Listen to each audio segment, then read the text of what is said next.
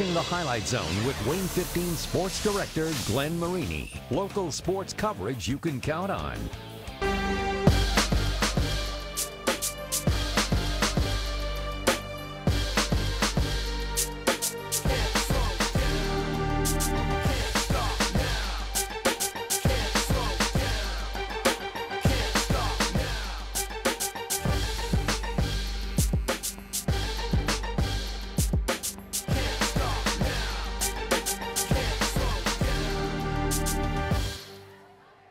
Well, every family has a holiday tradition, and in the Summit Athletic Conference, that means a week of holiday hoopage. The annual SAC Holiday Basketball Tournament tipping off on Wednesday, and tonight, the fellas all the way down to the crown. Andy McDonald joins us now with your Highlight Zone Game of the Week. Andy. Hey, thank you, Glenn. It's good being Luke Goody. The Homestead super sophomore already has an offer from Iowa, and more will likely be on the way after today. It was a doubleheader in the SAC Holiday Hoops tourney in the semis. Snyder rallied to beat Northrop this morning. Homestead, they topped Carroll, setting up that final tonight. It's Panthers, Spartans in your Highlight Zone Game of the Week. Snyder coming in as the top seed in the SAC. Homestead, the number 3. First quarter, Goody, the sophomore with the silky stroke. He'll knock that one down in his sleep. He's just getting warmed up. On the other end, though, Dylan Duff, the junior, and his signature spin move in the lane. He had 17 on the night for the Panthers. End of the first quarter, though, Zach Brantmiller, he would rebound it, get the outlet to Goody, pull up from range, and he beats the buzzer. It's 14-14 after one. Move to the second frame. If some Goody is good, more is better. The power move, he had 20 in the first half alone. His teammates, they would chip in with 10 before intermission, including this one. Zach Krieger, steal, score. It's 30-24 advantage in favor of Homestead at the half. Quickly to the third. Krieger again. I'll have what Goody's having in the triple of his own, knocks it down. Spartans not missing, so the Panthers, they can't push the pace in this one. Off the Snyder miss, though. Clevis Craig, the putback on the offensive glass. It's still a 7-point game, though. 35-28. Homestead has a response. Krieger, again, it's a 14-point advantage going into the fourth. No Snyder comeback this time around. Goody with the finish at the hoop. He had a career best 31. Goody and Krieger, they combined for 52 of their 65. Homestead wins 65-49 to clinch their very first SAC Holiday Hoops title. We were really driven by the fact that Homestead hasn't won a championship yet, an SAC championship yet, and we actually watched the Snyder Northrop game, and we knew we were going to face a good team, so we came into it knowing it's going to be a hard, fought-out battle. Honestly, it's my teammates. They're getting me open. They're passing me the ball. We're just as a team doing what we need to do, and however many I score does not matter. If we get the W, that's all that matters. So he's a winner, and winners get that. Winners don't worry about individual glory. They worry about what's best for the team. And then, I didn't see a shot that he forced tonight. He let the game come to him. They do what's best for the team, but we know as a team we're going to look for him because we need him to make shots. Homestead superfan Aaron also getting an awesome SAC Holiday Hoops tournament medal. Tomorrow marks the SAC girls semifinals and finals. Homestead faces Carroll at 10 a.m. Southside versus Concordia at noon. Winner plays at 7. Glenn, back to you. All right, thank you very much. Homestead plenty busy today as well on the girls' side. The Spartans at the Hall of Fame Classic in Newcastle. Again, remember, they're going to play tomorrow at the SAC tournament. They beat Jeffersonville in the morning to advance to the title game, colliding in 3A number 1 Northwestern. That was Ayana Patterson to Sydney Graber for 2 early on. Then it's Kara Geely with the steal and score, but offense was an issue for the Spartans tonight. They had only 17 points at halftime. They were down 27-17. Third quarter, Patterson, only a freshman. She gets her own stick back there, but turnovers plaguing Homestead right here, and Homestead beaten by 20. This is a very good Northwestern team, 49-29. Homestead, as Andy said, plays Carroll in the semifinals of the SAC tourney tomorrow at 10 o'clock. Southside Concordia to follow. 7 o'clock is your title game. Over at Huntington North, the Vikings hosting the old Huntington Classic. The Vikings taking on a familiar foe in New Haven out of the Northeast State. Fourth quarter action. New Haven's Kyron Primus with the bucket, the 6'6" senior. with the deuce, but too much from the Vikings. Brett Taylor would knock home a jumper here. Hank Culver led the way with 17. Zach Doherty added 16 as Huntington North wins big, 63-35. At the Wabash County Tournament, the jungle, as always, was rocking. My man Gabe Lloyd went as Batman for Halloween. Then you're going to see Southwood come out looking good.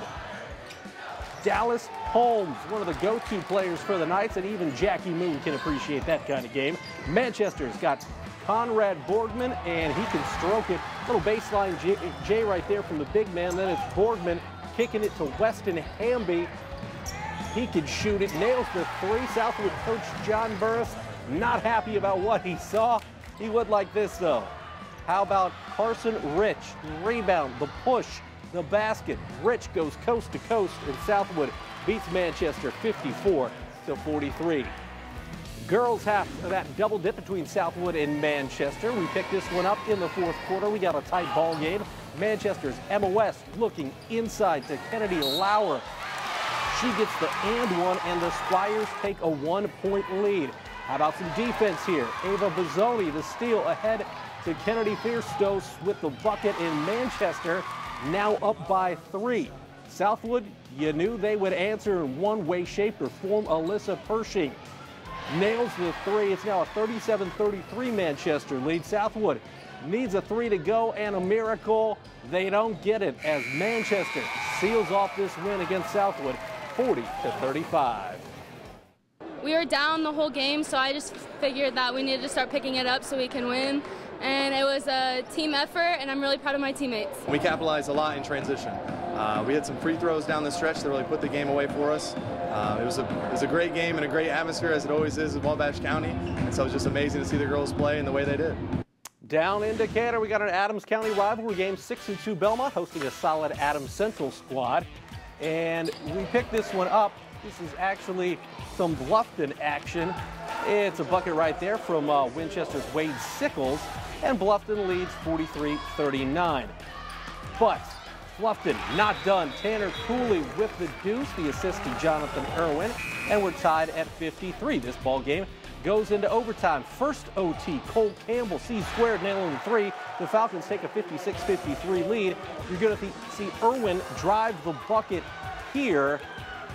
This one was a heck of a ball game. It would go to 2 overtimes, but it's Winchester beating Bluffton into Tigers Den 67-65. Let's go to that Belmont game. We got some Adams Central and Belmont action. Oh, we'll actually go check out Albion Central Noble girls in action. You know they're #1 in the state, and they're playing good basketball. First quarter, that was Lydia Andrews with the bucket. Central Noble up 15-4. Sydney Freeman doing work. She's going to play her college ball at Ball State. It's a 21-7 lead for Central Noble over Bremen. Second quarter, Bremen's Erin Koffel from downtown. Actually, she had a foot inside the line. It's a 24-9 ball game. Central Noble just too dominant. Bridget Gray from the outside, and Central Noble goes on to win as the Cougars beat Bremen by 20, 68-48. Well, we are going to take a quick timeout, but when we come back, we've got more holiday hoops action. The Mad Ants, back from the G League Showcase out in Vegas. Could they take down the Blue Coats of Delaware? We'll show you all the highlights from the Coliseum. Plus, the Purdue Fort Wayne women opening conference play. They do it out in North Dakota and St. Francis. Ballin' during the break. All that and more up next. Hey, I'm DeMarcus Beasley, and you're watching the Highlight Zone.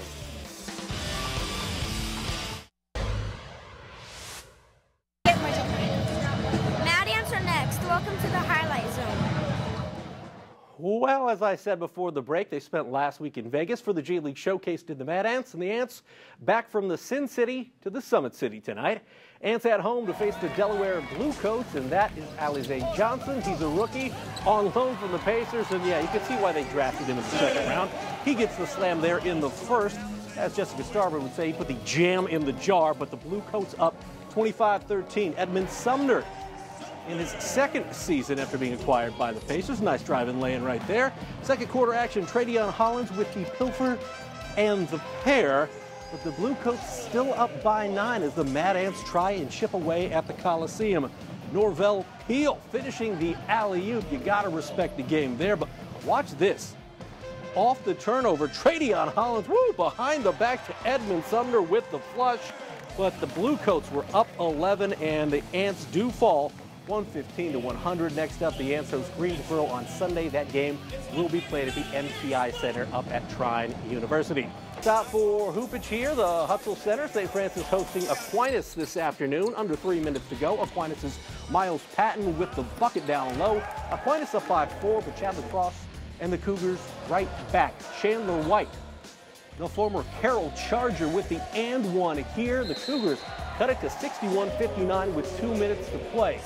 Under 15 seconds now, still a 2-point game. Hunter Hollowell, the former Huntington North Star, gets a look for the lead, but it's just off, and Aquinas goes on to win it 63-61. We got Purdue in the Music City Bowl and your Highlight Zone Play of the Week coming up after the break. We're the Manchester Squires, and you're watching the Highlight Zone.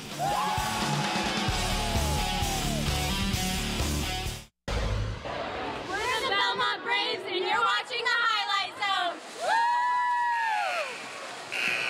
All right, it is that time of show where we honor the best of the best, and for the first time in a long time, the best belongs to the Mad Ants on a Friday night. We're talking about Tradeon Hollins behind the back to Edmund Sumner for the flush. Take another look at it.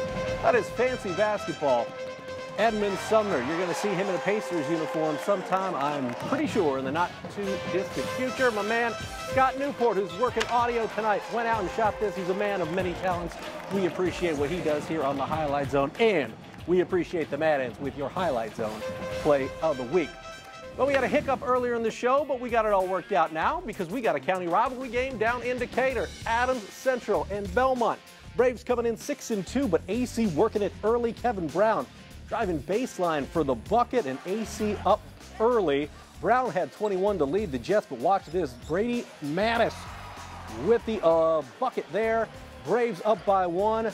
Mattis had 11. Then it's Aaron Lehrman, the big guy, in the middle. He had 21 on the game, and the Braves still with the lead. You're going to see Mattis with the pilfer and the pair.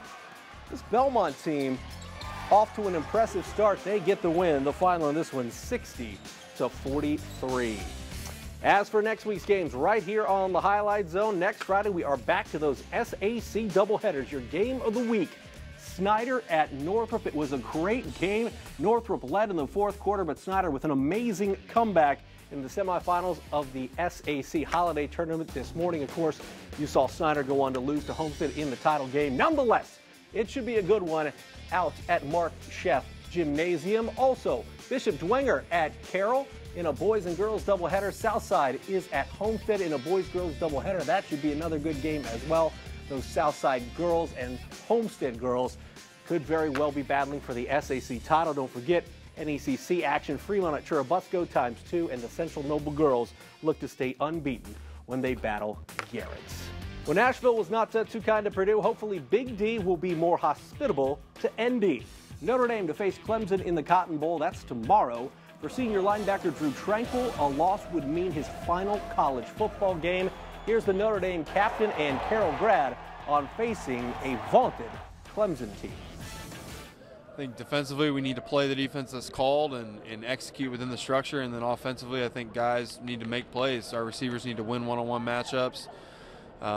Dex, Tony, Jafar, those guys, they've got to break tackles, get to the second level and create room. Our offensive line has got to create space for them, and we've got to execute on special teams and make a big play in the special teams game.